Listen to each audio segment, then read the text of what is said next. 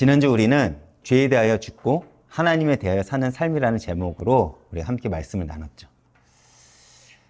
베드로 사도는 서신서에서 그리스도와 함께 죽고 부활한 새로운 존재로서 우리가 이제는 어떻게 살아야 하는지, 이제는 은혜의 청지기로서 서로 섬기며 하나님께 영광을 돌리는 삶에 대해서 살라고 요구합니다. 그런데 오늘 본문에서는 베드로는 이제 한 걸음 더 나아가 매우 현실적이면서 충격적인 요구를 합니다. 그리스도를 따라 살아가는 우리들에게 뭐라고 말하죠? 너희가 이제는 불시험이 닥쳐올 것이라고 이제 얘기를 합니다. 사실 우리는 이런 말씀이 굉장히 당혹스럽습니다. 왜냐? 예수를 믿으면 당연하게 복을 받고 당연하게 내 삶이 형통해야 되는데 우리는 그런 줄 알았는데 오히려 믿지 않을 때보다 더 힘든 일들이 생기는 것 같기 때문에 그렇습니다. 그래서 많은 이들이 정말 하나님이 살아계시다면 왜 믿는 사람들에게 이런 고난이 허락하시는가? 라는 질문을 우리가 하게 되죠. 그렇다면 여러분들은 어떠십니까? 사실 우리는 신앙생활을 열심히 하면 할수록 오히려 더 큰 어려움과 갈등, 고난이 찾아오는 경험들을 여러분들이 해보셨을 것입니다. 그런데 지금 베드로는 놀라운 관점의 전환을 우리에게 제시하려고 합니다. 고난이라는 그 문제 앞에서요. 그리스도에게 임하는 고난은 불행이나 저주가 아닌 오히려 뭐라고 얘기를 하죠? 특권이라는 거예요. 특권이라고 선언하고 있는 것이 오늘 본문의 말씀입니다. 그래서 심지어 그 고난 가운데 우리에게 단순히 참으라, 버티라, 견디라가 아니라 오히려 즐거워하라고까지 합니다. 그렇다면 과연 베드로가 무슨 근거로 이런 말을 하고 있는 것일까요? 오늘 우리는 이 말씀을 통해 불시험 가운데서도 흔들리지 않는 그리스도인의 특권을 함께 발견해보는 시간이 되었으면 좋겠습니다. 오늘 12절부터 우리가 함께 읽고 있습니다. 12절의 시작을 사랑하는 자들아 라고 베드로 사도는 시작을 합니다. 이는 마치 고통 가운데 살아가는 자녀들을 애가 타는 마음으로 바라보는 부모의 마음으로 부르는 소리와 같아 보입니다. 내가 대신 살아줄 수 없지만 저 아이가 어떤 고통을 당하며 살아갈 것인가를 너무나도 잘 알기에 그 아픈 애절한 마음을 가지고 부르는 소리죠. 사실 우리는 성경을 볼 때 많은 경우 제3자 입장에서 바라볼 때가 많습니다. 그래서 우리는 성경을 보면서 왜 이스라엘 백성들이 이랬어? 왜 이렇게 불신을 했어? 그래, 믿음은 이런 거야 라고 우리는 너무 쉽게 받아들이죠.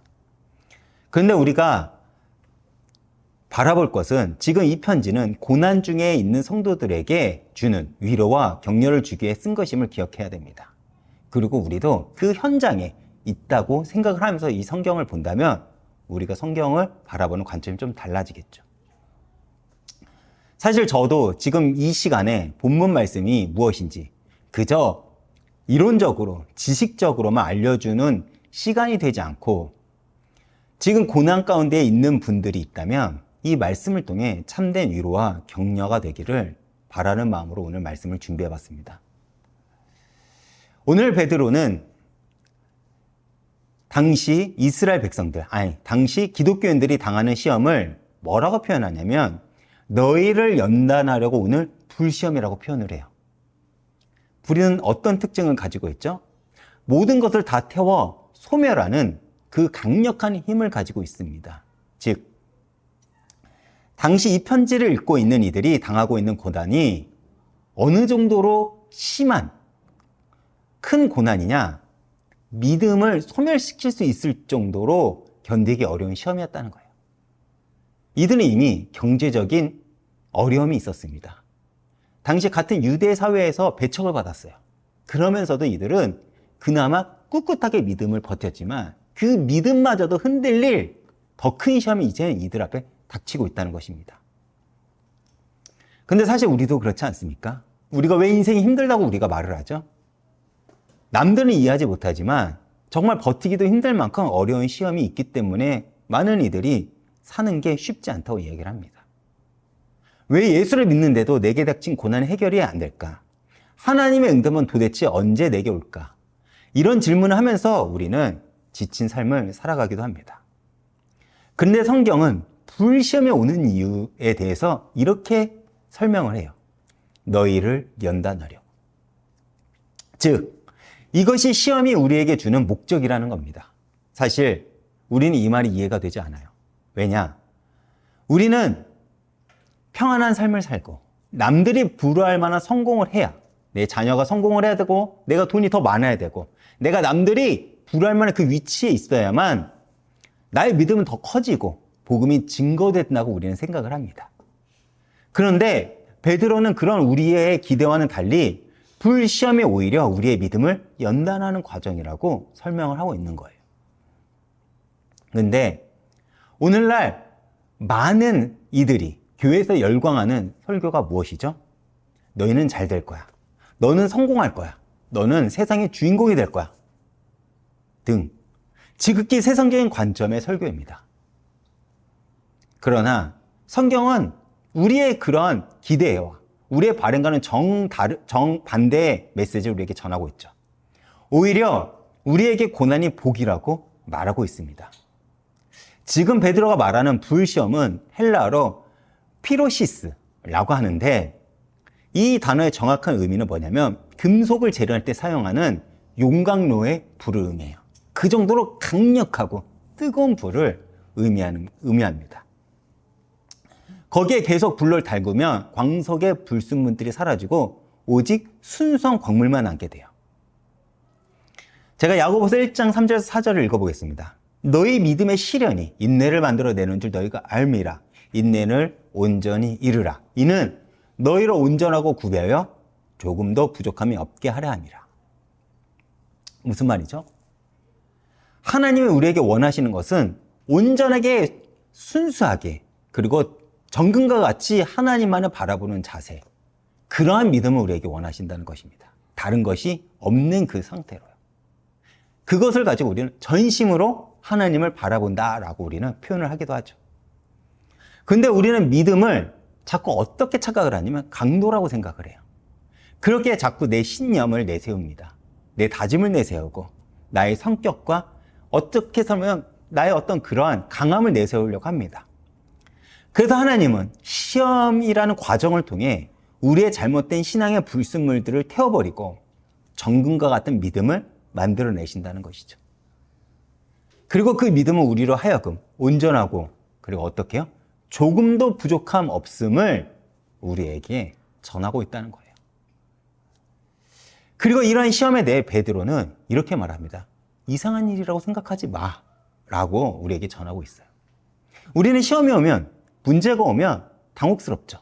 왜 나의 인생에 이런 시험이 올까? 문제가 올까? 난 이렇게 예수님을 잘 섬기고 있는데 헌신하고 있는데 수고하고 있는데 당연히 나에게는 남들이 알지 못하는 복이 찾아와야 되지 않겠느냐? 우리는 그렇게 생각하는데 덜컥 고난이 찾아옵니다. 그런데 그렇게 찾아온 고난을 베드로 사도는 이상하게 여기지 말라고 해요. 왜 그렇죠? 우리는 계속 말씀의 흐름 속에서 지금 우리는 그리스도의 연합이 무엇인지에 대해서 잘 알고 있죠. 그리스도의 연합 무엇입니까? 우리는 예수와 함께 죽고 예수와 함께 사는 존재입니다. 조금 더 쉽게 얘기해 볼까요? 예수의 운명이 내 안에 들어와 나 역시도 예수가 가신 그 인생길을 살아갈 수밖에 없게 된다는 것입니다. 조금 더 쉽게 말한다면 우리가 정말 예수를 믿게 된다면 내가 반드시 겪게 되는 필연적 운명이 십자가라는 거예요. 그렇게 지금 베드로는 너의 삶에 십자가가 주어지는 일을 이상하게 여기지 말라는 것입니다. 당연하다는 거예요. 그렇게 그리고 우리는 그 과정을 통해 예수의 형상을 닮아가게 되는 것이죠. 사실 고난이 닥쳐왔는데 태어날 사람은 없습니다. 사실 제가 여러분들에게 믿음에 대해서 얘기를 하겠지만 저만 해도 지금 이 말씀을 전하는 저만 해도 그렇습니다. 저는 제 주변에 있는 사람들 잘 알 거예요. 위기가 닥치고 문제가 닥치면 불신앙이 그렇게 많아요. 그런데 그럼에도 제가 말할 수 있는 것은 뭐냐면 믿음이 무엇이냐는 거예요. 내가 이해할 수 있는 것을 신뢰하는 것을 우리는 믿음이라고 하지 않아요. 그것을 동의라고 합니다. 내가 이해할 만한 것이 동의라고 하죠. 믿음이란 한치 앞을 모르지만 온전히 하나님을 신뢰하며 그 길을 가는 것. 우리는 그것을 가리켜 믿음이라고 합니다. 이해가 가시나요? 그래서 신앙생활이 어렵다는 거예요. 내가 어디로 가야 될지 모르거든요. 그 가는 길에 화가 있을지 복이 있을지 모른다는 것입니다.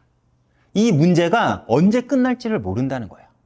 오직 우리가 의지하는 것은 어떤 현상이 아니라 내가 이해할 수 있는 것이 아니라 하나님 말씀이기 때문에 우리는 그 말씀만 의지하고 가는 거기 때문에 하나님을 신뢰하지 않고서는 그 길을 갈 수 없다는 것입니다. 그렇게 믿음의 길을 많은 이들이 포기합니다. 가기를 포기하는 거예요. 처음에 시작은 좋아 보이죠. 처음에 시작은 그럴듯해 보입니다. 그러나 그 발을 내딛는 순간 그 길이 쉽지 않음을 알고 많은 이들이 포기하고 세상 길로 갑니다. 그래서 이 길을 성경에서는 좁은 길이라고 말하는 거예요. 그런데 생각해 보십시오. 우리가 예수와 가장 가까워지는 순간이 언제일까요? 모든 것이 순조롭고 형통할 때일까요? 아닙니다. 오히려 우리가 예수처럼 오해받고 예수님처럼 억울함을 당하고 예수님처럼 십자가를 질 때 우리는 그때 주님의 마음을 깊이 경험하게 됩니다. 하나님 마음을 알게 되는 것이죠. 마치 자녀가 아이를 낳고 아이를 키울 때 부모의 마음을 아는 것처럼 부모가 어떻게 나를 키웠는지를 그때 아는 것처럼 우리 역시도 그 길을 갈 때 우리는 하나님 마음을 그때서야 알게 됩니다. 그리고 우리가 분명히 알게 되는 것이 무엇이죠? 내가 예수와 연합한 자라면 반드시 그 죽음과 같은 길을 지난 후에는 부활이 나를 기다리고 있다는 것입니다. 그 기대가 있기에 우리는 오늘 그 막막한 현실을 믿음으로 버티며 살아가는 것이죠. 제가 계속해서 13절과 14절 이어서 읽어보겠습니다. 오히려 너희가 그리스도의 고난에 참여하는 것으로 즐거워하라. 이는 그의 영광을 나타내실 때 너희를 즐거워하고 기뻐하게 하려 함이라. 너희가 그리스도의 이름으로 치욕을 당하며 복 있는 자로다. 영광의 영, 곧 하나님의 영이 너희 위에 계심이라. 베드로는 여기서 더욱 놀라운 말을 하죠. 고난을 단순히 참으라고 하는 것이 아니라 오히려 뭐라고 하죠? 즐거워하라고까지 요구합니다. 어떻게 이것이 가능할까요? 참여한다. 헬라어로 코이노네오라고 하는데 이 단어의 의미는 단순히 비슷한 경험을 한다는 의미가 아니에요. 한다는 의미가 아닙니다. 이는 깊은 교제와 연합을 의미하는 것이고 더 나아가 예수님의 고난의 모습을 닮아가라는 것입니다. 그렇게 우리가 그리스도의 고난에 참여한다는 것은 하나님의 의를 위하여 고난을 기꺼이 받아들이신 예수님을 따라가는 것을 의미합니다. 제가 누가복음 9장 23절 읽어보겠습니다. 아무든지 나를 따라오려거든 뭐라고요? 자기를 부인하고 날마다 제 십자가를 지고 나를 따를 것이라. 예수님을 철저히 자기는 부인하셨고 자기의 권리를 내려놓으셨고 섬기는 자리에 계셨습니다. 그리고 예수님은 자기의 목숨을 십자가에 내어주기까지 우리 하나님 아버지 뜻에 순종을 하셨죠. 바로 그런 삶을 택하는 것이 어쩌면 그리스도의 고난에 참여하는 것입니다. 우리는 살아가면서 억울함을 많이 느낍니다. 그렇죠. 그런데 성경을 보면 예수님보다 억울한 이가 있었을까요? 그렇지 않습니다. 하나님이 이 땅에 오실 것 자체가 억울한 일이에요. 근데 거기에서 머무른 것이 아니라 하나님이 이 땅에 왔는데, 빛이 이 땅에 왔는데 아무도 우리 하나님을 알아보지 못합니다. 더 나아가 고난을 받고 핍박을 받고 십자가에 달리기까지 하죠. 수치를 당했습니다.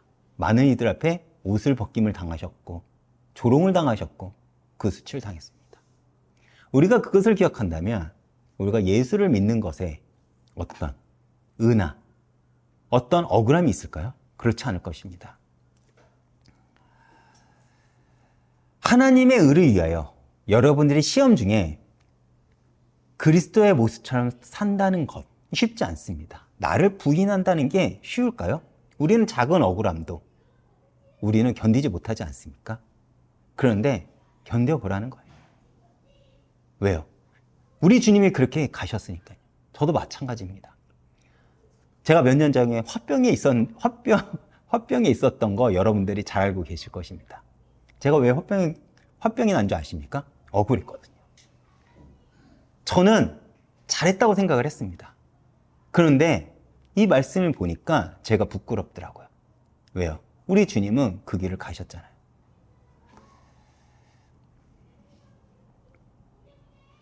그것이 고난에 참여하는 것입니다. 그렇게 복음 때문에 우리가 마주한 고난은 우리가 그리스도와 얼마나 깊이 연합되어 있는지를 보여주는 증거가 됩니다. 우리는 그분의 속죄 사역에 무엇을 더할 수는 없습니다. 그러나 그분의 자취를 따라 복음을 소유한 예수를 믿는 하나님의 자녀로서 의인으로서 고난을 받음으로써 우리는 예수와 운명을 함께하게 됩니다. 그래서 기뻐하라는 거예요. 그리고 우리가 고난을 또 즐거워할 수 있는 이유는 현재의 고난이 미래의 영광과 이어져 있기 때문에 그렇습니다. 로마서 8장 17절을 제가 한번 읽어보겠습니다. 자녀면 또한 상속자, 곧 하나님의 상속자요. 그리스도와 함께 상속자니 우리가 그와 함께 고난을 받으면 또한 함께 영광을 받을 것이라고 바울 사도는 증거합니다. 우리가 그리스도인답게 살면서 복음 때문에 오는 고난을 감당하며 그 길을 여러분들이 지금 가고 있다면 주님이 다시 오시는 날 우리는 그 영광을 함께 누릴 자가 될 것입니다. 그것이 믿는 자라는 증거이고 내가 상속자라는 것의 특징입니다. 우리가 고난이 내 삶에 주어졌으니까 내가 믿음으로 그 고난을 버티며 살아가는 것, 그것이 내가 상속자라는 것의 특징이라는 거예요. 그럼에도 불구하고 우리는 고난이 임했을 때 이 모든 사실을 잃어버리기가 굉장히 쉬워요. 그래서 막상 고난이 닥치면 우리는 낙심하며 하나님을 원망합니다. 그러나 우리가 잊지 말아야 할 것은 먼저 우리 주님은 그 아픔의 길을 가셨습니다. 그것은 어떤 것을 의미합니까? 우리의 모든 고난을 알고 계시고 우리를 위로하실 수 있는 분이라는 것입니다. 우리 주님은 우리가 당하는 모든 고난을 먼저 감당을 하셨어요. 그래서 그 열기, 그 십자가의 모든 열기를 그분이 감당하시고 우리가 감당할 만한 그 십자가의 무게를 우리에게 주신 것입니다. 그래서 우리가 주님을 의지함으로써 넉넉히 그 현실을 버티며 이겨낼 수 있다는 거예요. 사실 우리가 어떻게 임마누엘, 하나님이 나와 함께 하심을 깊이 경험할 수 있습니까? 바로 우리가 사망의 음침한 골짜기를 지날 때입니다. 그때 우리는 하나님을 깊이 경험할 수 있어요. 숨쉬기도 어려울 때 하나님의 영은 나를 위로하시고 나를 인도하시기 때문에 그렇습니다. 그리고 그 고난을 통해 우리는 그리스도의 형상을 주님은 비춰가십니다. 쉽지 않습니다. 그렇게 쉽지 않겠지만 현재의 고난에 불평과 불만, 원망을 수없이 많이 내뱉기보다는 감사와 기쁨의 찬양을 하며 하나님의 영광에 참여한다면 여러분 삶은요, 감사와 기쁨이 넘쳐날 거예요. 제가 계속해서 15절과 16절 읽어보겠습니다. 너희 중에 누구든지 살인이나 도둑질이나 악행이나 남의 일을 간섭하는 자로 고난을 받지 말려니 만일 그리스도인으로 고난을 받으면 부끄러워하지 말고 도리어 그 이름으로 하나님께 영광을 돌리라. 이제 베드로 사도는 더욱더 적극적으로 우리들에게 고난에 대해서 당당하라고 요구를 하죠. 그런데 여기서 우리가 분명할 것은 뭐냐면 우리가 받는 고난이 모두 복된 것이 아니라는 거예요. 무슨 말인지 이해가 되시죠? 베드로는 여기서 고난의 종류를 명확하게 구분을 하고 있습니다. 우리가 만약 죄를 짓고 그 결과를 고난을 받는다면 그것은 당연한 죄의 결과지 복이 아니라는 것입니다. 이해가 되시죠? 쉽게 말해 이거예요. 공부를 하지 않는 학생이 기도만 한다고 좋은 성적을 받을 수 있을까요? 그렇지 않습니다. 당연히 시험을 못 보는 게 당연한 결과죠. 오늘날 기독교의 문제가 뭔지 아십니까? 자신들이 지은 죄에 너무나도 당당하다는 거예요. 자신들이 분명히 죄를 지었어요. 음란의 문제, 물질의 문제, 어떤 그리스도인으로서 그런 바르지 않는 모습의 문제, 그런 문제를 하고도 누군가가 나에게 핍박을 가한다면 아우 나는 고난을 당했어 라고 얘기를 한다는 거예요. 그렇게 기독교가 그 막과 빛을 잃어 세상에 버림받고 있다는 것입니다. 그렇게 우리 교회만큼은 성경에서 말하는 복음은 무엇인지, 성도의 자세와 교회는 어떠한지를 전하며 온전한 성도로서 삶을 살아가야겠다는 다짐을 하게 됩니다. 그런데 살인, 도둑질, 악행을 금하는 것은 이해가 가요. 그런데 여기서 한 가지가 조금 애매합니다. 남을 간섭하는 자가 되어 고난을 받지 말라고 베드로 사도는 지금 이야기를 하고 있어요. 이것은 도대체 무엇을 의미하는 것일까요? 쓸데없이 참견하는 자, 자신의 적합한 관심사가 아닌데 참견하여 악행하는 자를 가리키는 것입니다. 다시 말해, 쉽게 말하면 이거예요. 구원받은 성도입니다. 그런데 정치적으로나 사회적으로, 가정 안에서 자신에게 주어진 역할에 역행하는 일, 질서와 권위를 무너뜨리는 일, 반사회적 일을 하는 것을 가리키는 거예요. 직장이라면 계속해서 사람들을 선동해요. 직장 내 분쟁을 가져오는 사람 등. 학생이라면 왕따를 시키는 사람이겠죠. 그런 행동으로 인해 고난을 당한다면 옳지 않다는 거야. 당연하다는 거야. 너희가 받는 고난이.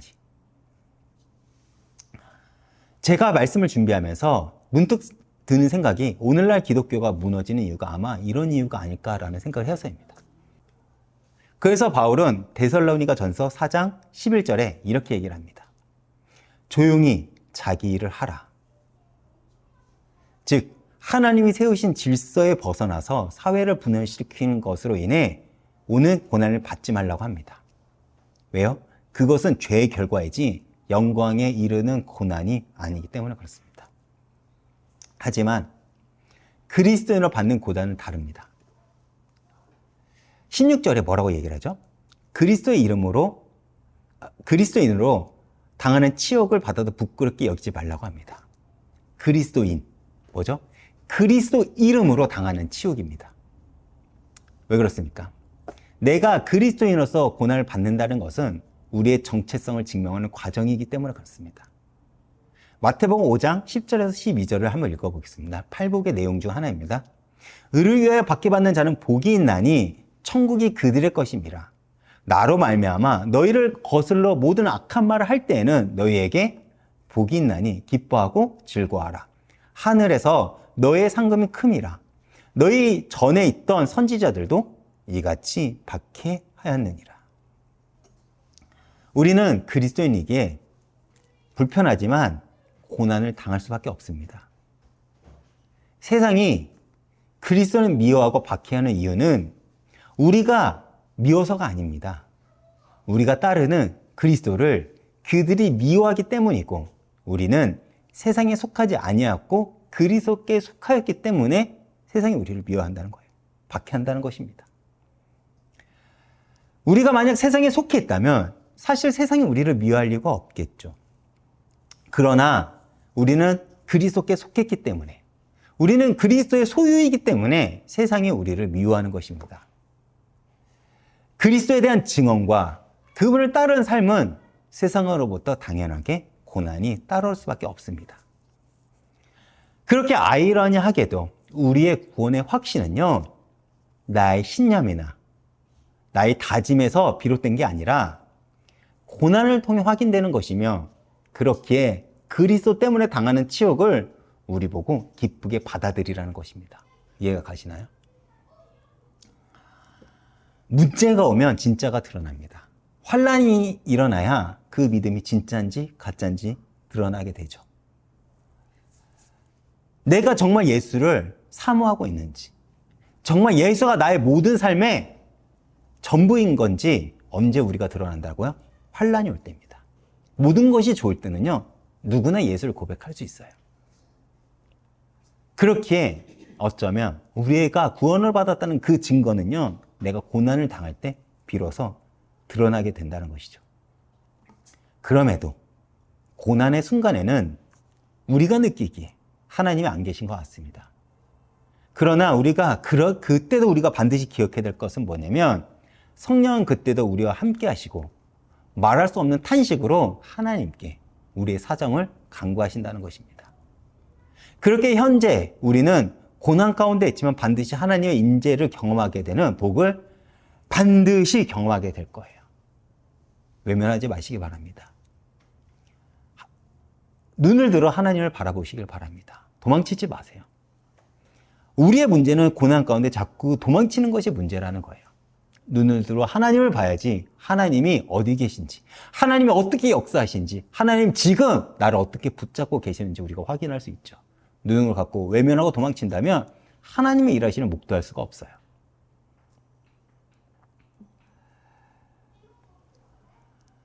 그리스도인은 모든 것을 버리고 주님을 따르겠다고 결심한 자들이에요. 그리스도의 삶은 고난의 삶이었습니다. 이 땅에서 고난을 받는 종으로 오셨고 다음에는 영광의 주로 오실 것입니다. 우리가 그리스도와 같은 삶을 살고 세상의 핍박을 받을 때 진정 우리는 그리스도에게 속했다는 증거가 됩니다. 죄를 범함으로 사회의 질서를 어김으로 받는 고난은 당연히 피해야 되겠죠. 그러나 그리스도 이름을 위하여 당하는 고난을 부끄럽게 생각하시기 마시길 바랍니다. 왜요? 그것은 나에게 영광이 되기 때문에 그렇습니다. 이것이 고난에 대처하는 그리스도의 자세입니다. 그리고 반드시 여러분들은 하늘에서 하나님의 영광을 있는 그대로 보게 될 것이에요. 그리고 그날에는 우리는 이 땅에 받았던 고난과 슬픔, 아픔과 눈물을 다 잊게 될 것입니다. 영광스러운 주님을 만나기 위해 우리가 그 오랜 시간 동안 고난을 감당하며 살았구나라는 것을 알게 될 거예요. 그래서 그 과정이 복되다라고 하는 것입니다. 결론입니다. 제가 17절과 18절을 먼저 읽어보겠습니다.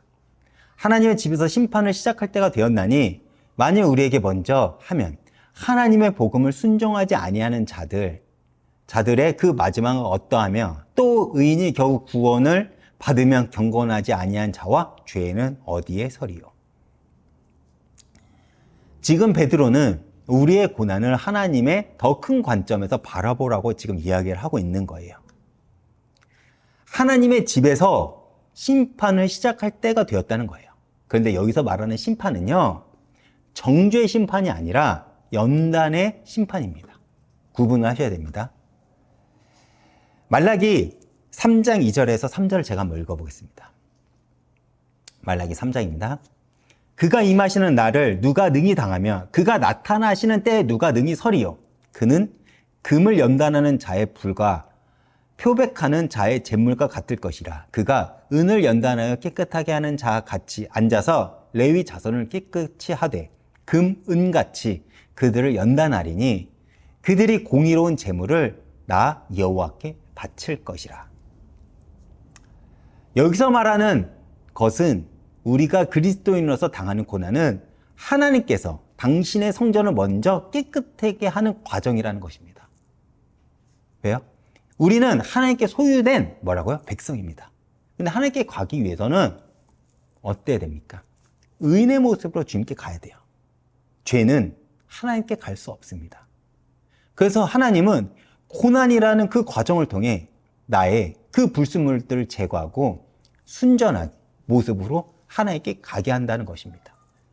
이 말이 이해가 가시죠? 즉, 모든 고난에는 하나님의 목적과 뜻이 있습니다. 금을 정지할 때 불을 넣어 불순물을 제거하듯 하나님께서 우리를 사랑하시기 때문에 우리를 거룩하게 하기 위해, 깨끗하게 하기 위해 그래서 우리를 연단하시는 것입니다. 그분의 형상을 닮게 하기 위해요. 그분의 성품을 닮아가게 하기 위해서요. 거룩은 우리의 인간에게 붙일 수 있는 단어가 아닙니다. 하나님의 성품이에요. 근데 우리가 어떻게 거룩해질 수 있습니까? 바로 이러한 과정을 통해서 우리는 하나님의 성품을 배우는 것이고 하나님께 나아갈 수 있는 것입니다. 그래서 하나님은요, 우리에게 뭐라고 요구하시죠? 내가 거룩하니 너희도 거룩하라 라고 요구하는 것입니다. 단순히 이것은 너희가 윤리 도덕으로 바르게 살라는 것이 아니라 비록 너희가 십자가 앞에 살아가겠지만 그 십자가를 나를 신뢰함으로 버티고 살아가라는 요구이기도 하죠. 그런데 하나님의 백성인 우리가 이런 연단을 받아야 한다면 우리는 한 가지 질문이 생기게 됩니다. 하나님의 복음을 순종하지 아니한 자들, 그 마지막은 어떠합니까? 왜요? 왜 우리가 그런 질문을 하죠? 난 이렇게 고난을 당하고 난 이렇게 힘든데 예수 믿지 않는 이들은 너무나도 잘 되는 것 같거든요. 우리가 당장 유튜브나 인스타나 이런 많은 것들을 보면요, 세상 사람들 얼마나 잘 살고 얼마나 즐기는 건지 우리가 보지 않습니까?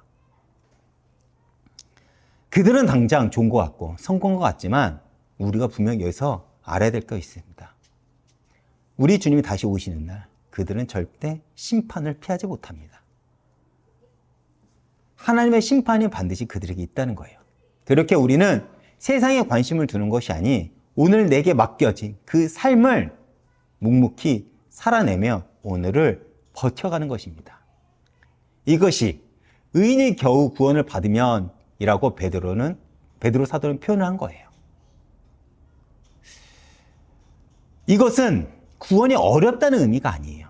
구원에 이르는 과정이 쉽지 않다는 것입니다. 구원은 세 가지 시제가 있다고 했죠. 칭의, 의롭다, 칭함을 받는 과거형, 그리고 성화의 과정이 있습니다. 우리는 지금 구원을 이뤄간다는 것이죠. 그리고 영화의 과정이 있어. 주님 만날 그날을 기대하며 우리는 오늘 살아내는 것입니다. 근데 그 과정이 쉽지 않다는 거예요.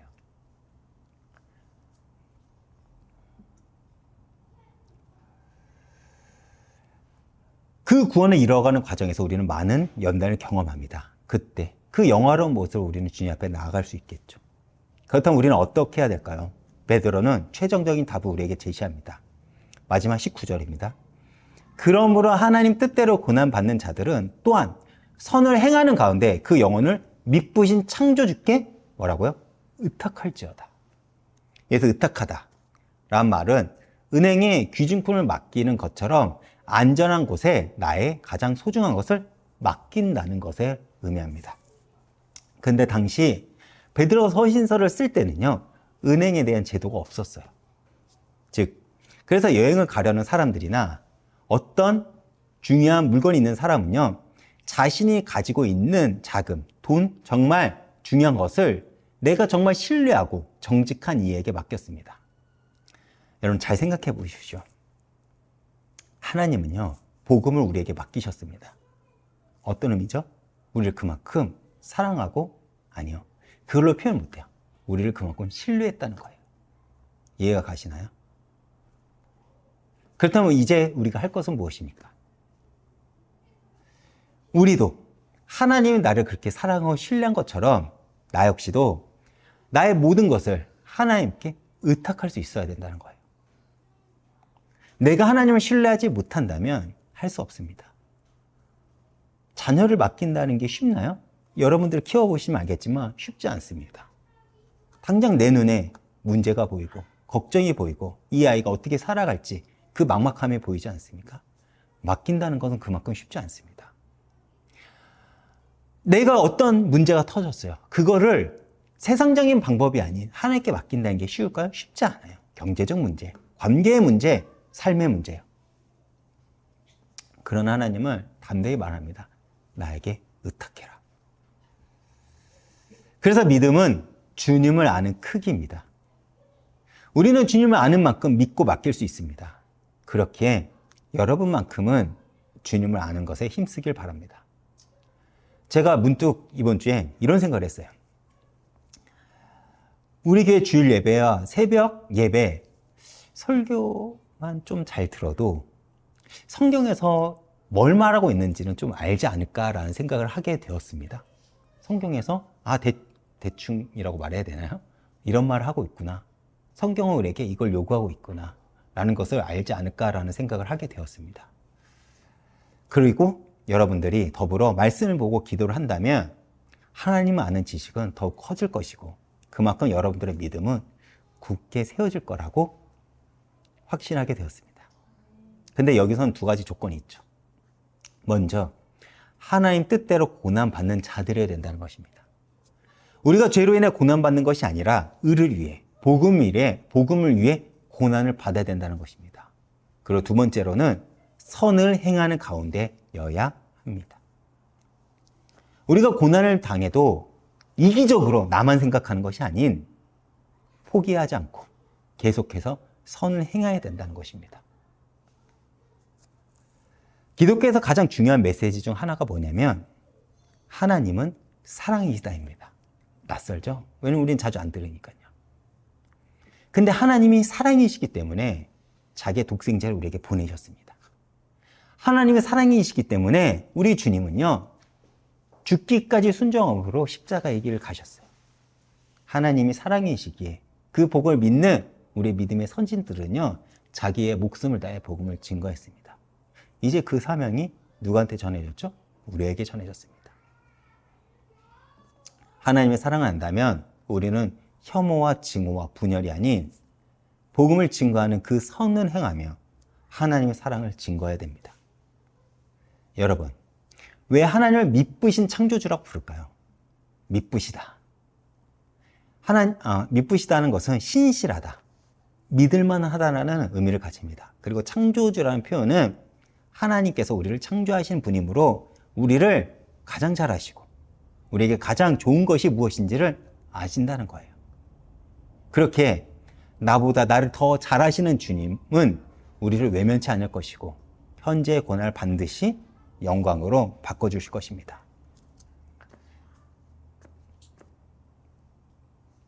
사랑하는 이음교회 성도 여러분, 오늘 우리는 정말 불편한 복음을 들었습니다. 불편하죠? 저도 이 말씀을 전하면서 굉장히 많이 불편했습니다. 불시험을 이상하게 여기지 말고 그리스도의 고난에 참여하는 것으로 즐거워하며 그리스도인으로 고난받는 것을 부끄러워하지 말라. 불편하지만 복음의 메시지입니다. 사실 오늘 이 모든 메시지가 우리 귀에는 굉장히 불편하게 들릴 거예요. 왜요? 우리는 믿으면 복받는다, 순종하면 형통한다, 이러한 달콤한 복음을 원하지 이런 십자가의 복음은 누구도 듣고 싶지 않을 것입니다. 하지만 오늘 전한 이 말씀이 불편하지만 진짜 성경에서 말하는 복음의 내용이죠. 예수님께서도 누구든지 나를 따라오거든 자기를 부인하고 날마다 제 십자가를 지고 나를 따를 것이라고 말씀하십니다. 그런데 여기에는 놀라운 약속이 있어요. 우리의 고난은 하나님의 더 큰 계획 안에 있고 그 고난 중에서도 그리스도와 깊이 연합하게 되면 영광의 영이 함께 하시고 그리고 무엇보다 미쁘신 창조주께서 우리를 끝까지 지키신다는 것입니다. 여러분, 혹시 지금 어려움을 겪고 계십니까? 혹시 내가 예수의 사람으로 그리스도인으로 살아가면서 손해를 보고 계십니까? 낙심하지 마시길 바랍니다. 그것은 여러분이 하나님의 연단의 과정을 통과하고 있다는 증거라는 거예요. 그것은 하나님께서 여러분을 정금과 같은 믿음으로 빚어가고 계신다는 사랑의 표현이기도 합니다. 한 주간도 이 불편하지만 진짜 복음을 붙잡고 살아가시길 바랍니다. 고난을 이상하게 여기지 말고 그리스도의 고난을 참여하는 특권을 기뻐하며 여기서 멈추지 말고 선을 행하는 가운데 미쁘신 창조주께 나의 모든 것을 의탁하며 승리하는 날들이 되시길 주님의 이름으로 축복드립니다.